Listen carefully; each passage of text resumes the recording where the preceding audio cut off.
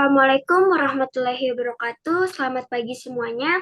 Kami dari kelompok 3 ingin mempresentasikan hasil penelitian kami yang berjudul Perancangan Aplikasi pada Pembayaran Elektronik Tol atau yang disebut ETOL, yang dibuat oleh Rifa Khairunisa, Mutia Rahma, dan Seibah Humaya. Pada perancangan aplikasi ini, kita akan membahas mengenai pendahuluan, latar belakang, identifikasi masalah, tujuan penelitian, metode penelitian, hasil, dan yang terakhir kesimpulan. Pendahuluan, perkembangan teknologi merupakan suatu hal yang tidak dapat kita hindari dalam genealogi kehidupan. Hal tersebut dapat kita lihat melalui pembaruan teknologi yang semakin canggih setiap tahunnya. Contohnya, penetapan transaksi nasional di seluruh jalan tol Indonesia dengan menggunakan e-tol card. Namun, tidak sedikit kendala atau masalah yang masih dialami oleh sebagian masyarakat dari penggunaan e-tol itu sendiri. Selanjutnya akan dijelaskan oleh Rifa Khairunisa. Terima kasih. Selain keunggulan yang dirasakan saat menggunakan e-tol, tentunya masih terdapat beberapa kendala atau masalah yang dialami oleh sebagian masyarakat. Dari latar belakang yang telah dikemukakan, dapat diidentifikasi permasalahannya, yaitu yang pertama, belum adanya standarisasi mengenai harga kartu dan tarifnya. Lalu yang kedua, sulitnya menjangkau mesin pada gerbang tol otomatis atau GTO. Yang ketiga, sering terjadinya kekurangan saldo pada saat di gerbang tol. Belum adanya standarisasi mengenai harga kartu dan tarifnya, kartu ini ternyata masih belum memiliki standarisasi karena masih banyak ditemukan bahwa kartu ini dijual dengan harga yang relatif berbeda di setiap tempat. Lalu, sulit menjangkau mesin pada GTO, masih terdapat masyarakat yang kesulitan untuk menjangkau mesin GTO karena terlalu jauh untuk dijangkau. Sehingga tak jarang kita melihat masyarakat yang masih menggunakan alat bantu tongkat kartu untuk memudahkan mereka dalam melakukan pembayaran. Hal tersebut tentunya menunjukkan dong kalau bahwa ya, masih banyaknya ketidakefektifan yang diberikan oleh penggunaan kartu e-tol. Lalu yang terakhir, sering terjadinya kekurangan saldo pada gerbang tol.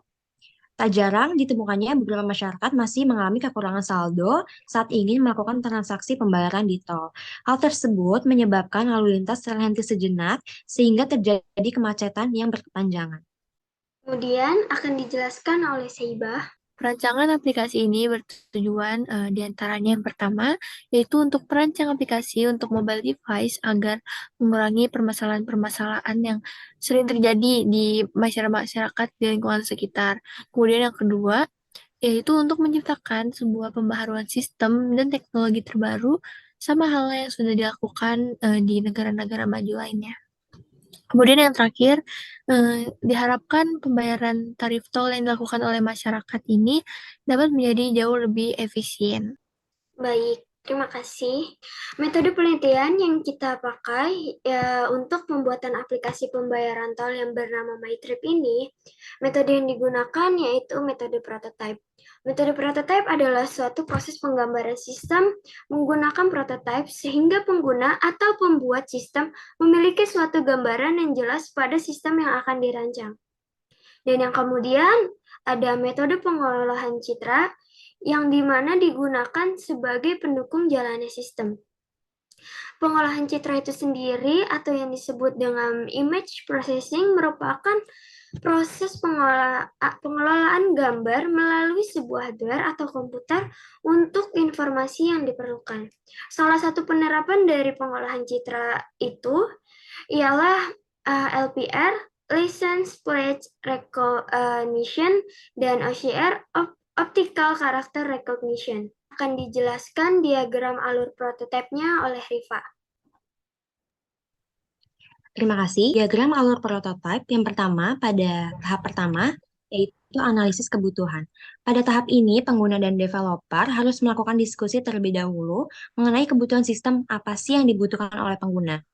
Lalu, terutama pada contoh fitur yang ada pada aplikasi ini, seperti bagaimana metode pembayaran yang dibutuhkan oleh pengguna, bagaimana lokasi dapat terhubung dengan GPS, serta bagaimana pengguna dapat dengan mudah memilih golongan kendaraan sesuai dengan kendaraan yang digunakan. Tahap kedua ini yaitu membangun prototipe. Pada tahap ini, pengguna akan menjelaskan fitur-fitur yang diinginkan dan dibutuhkan pada aplikasi kepada developer sebagai perancangan sementara, meliputi tampilan awal aplikasi hingga akhir, terutama pada tampilan di aplikasi ini yaitu tampilan login atau sign up hingga tampilan terverifikasinya suatu pembayaran. Lalu tahap selanjutnya ada evaluasi prototype. Pada tahap evaluasi prototype ini, pengguna akan melakukan cross-check terhadap perancangan prototype yang sebelumnya sudah dibangun. Dengan tujuan utama untuk memastikan apakah sistem yang dirancang ini sudah sesuai dengan kebutuhan pengguna. Namun, apabila prototipe tersebut belum sesuai dengan kebutuhan pengguna, maka developer akan melakukan perbaikan untuk menyempurnakan tampilan tersebut. Dan prototipe jika sudah sesuai akan lanjut pada pengkodean sistem. Pada tahap ini, prototipe yang sudah disetujui oleh pengguna akan dikonversikan ke dalam bahasa pemrograman. Dan selanjutnya terdapat refining prototype. Pada tahap ini, jika pengguna tidak memiliki hal-hal yang harus diperbaiki atau direvisi terhadap prototipe yang sudah dirancang oleh developer, maka developer dapat melanjutkan proses perancangan pada tahap selanjutnya. Dan yang terakhir, implementasi aplikasi dan pemeliharaan.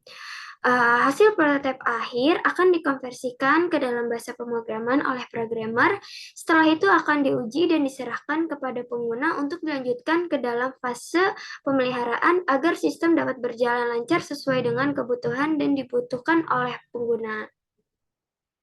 Selanjutnya akan dijelaskan mengenai prinsip kerja sistem oleh Saiba. Ya, untuk metode penelitian dari prinsip kerja sistem diawali dengan kamera membaca nomor polisi kendaraan pada saat memasuki pintu gerbang tol. Kemudian, kamera akan membaca waktu kendaraan pada saat pintu memasuki gerbang tol. Nah, lalu data akan disimpan di dalam database berupa nomor polisi kendaraan. Kemudian, data akan disimpan dalam database berupa waktu kendaraan pada saat memasuki pintu gerbang tol. Nah, lalu komputer akan membaca nomor polisi kendaraan pada saat pintu keluar gerbang tol. Dan kemudian akan dibaca waktu kendaraan pada saat pintu keluar gerbang tol. Selanjutnya, database akan dipanggil dengan berupa mencocokkan data pada nomor polisi kendaraan. Dan kemudian, memanggil database berupa mencocokkan data pada waktu kendaraan pintu gerbang tol masuk dan juga keluar. Nah, akhirnya pintu otomatis akan terbuka. Terima kasih. Pada halaman ini berupa hasil dari rancangan layar pada aplikasi. Yang pertama, dapat dilihat ini adalah tampilan awal untuk pengguna. Pada tampilan menu awal aplikasi akan menampilkan tampilan fitur yang mengarahkan pengguna untuk melakukan login dan sign up. Setelah tampilan fitur utama pada halaman sebelumnya, pengguna diarahkan untuk memasukkan email dan password apabila pengguna sudah memiliki account. Nah, selanjutnya, jika pengguna belum memiliki account, akan diarahkan untuk membuat account itu sendiri. Kemudian, pada tahap ini, apabila pengguna mempunyai account tetapi tidak mengingat password yang dimiliki sebelumnya atau lupa, pengguna dapat mengkonfirmasi dengan memasukkan nomor telepon, username, atau email pengguna. Selanjutnya, Nah, kemudian jika pengguna berhasil login ke akun MyTrip-nya, akan muncul halaman menu utama. Nah, pada menu halaman utama ini terdapat fitur seperti dompet elektronik, fitur top up, histori transaksi, dan juga perjalanan, dan juga serta fitur-fitur untuk memudahkan user dalam transfer ke setiap bank. Kemudian terdapat juga submenu untuk kategori golongan sesuai dengan kendaraan yang digunakan oleh pengguna.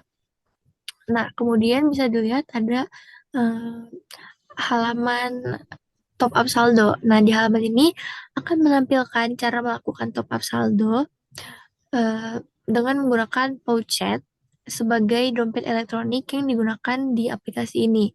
Nah, selain itu, terdapat juga minimum dari pengisian saldonya. Kemudian selanjutnya ada tampilan histori perjalanan. Nah, di halaman ini akan menampilkan histori-histori dari perjalanan yang udah dilakukan oleh pengguna. Selanjutnya ada halaman untuk menentukan lokasi tujuan. Nah, kemudian terdapat juga fitur ini kan untuk menetapkan gerbang tol masuk dan juga gerbang tol keluar. Nah, di bawah itu juga terdapat sebuah rekomendasi pintu masuk dan juga pintu keluar eh, sesuai dengan GPS smartphone yang dapat mempermudahkan pengguna untuk menentukan tujuan perjalanannya. Lalu di sini terdapat tampilan verifikasi total pembayaran. Setelah sebelumnya menentukan tujuan perjalanan, sistem akan menampilkan total harga. Pada tahap ini, pengguna akan mencantumkan plat nomor sesuai dengan kendaraan masing-masing dan melakukan pembayaran. Lalu pada tampilan selanjutnya terdapat tampilan metode pembayaran.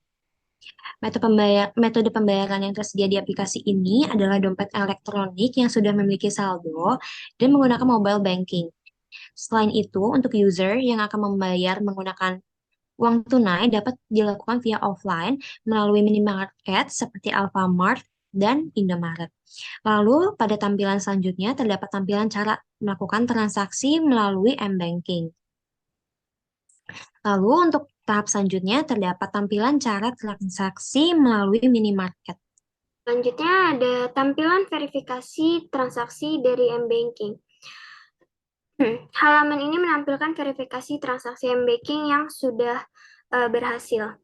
Dan kemudian jika sudah melakukan pembayaran, halaman ini akan menampilkan tampilan bahwa pembayaran telah berhasil dilakukan.